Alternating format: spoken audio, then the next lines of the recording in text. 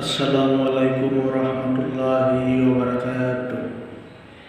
আপনারা সবাই জানেন আমি দীর্ঘ 2 দিন অসুস্থ ছিলাম। কানের ব্যথায় অনেক অসুস্থ ছিলাম।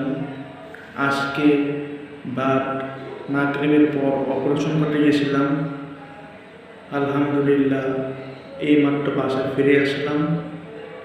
আগামীকালকে পরীক্ষার রিপোর্ট দেবেন। সকলের কাছে দোয়া চাই পরীক্ষার রিপোর্ট যেন ভালো হয়। পরীক্ষা হয়েছে 3টা, রক্ত পরীক্ষা হয়েছে 2টা, আর পুরো ফুল দেহ পরীক্ষা হয়েছে। সকলের কাছে দোয়া চাই। আপনাদের দোয়ার কারণেই আজ পর্যন্ত আমরা বেঁচে আছি, ইনশাল্লাহ থাকবো যতদিন হায়াত রাখে। সুম্মা আমিন, সুম্মা আমিন।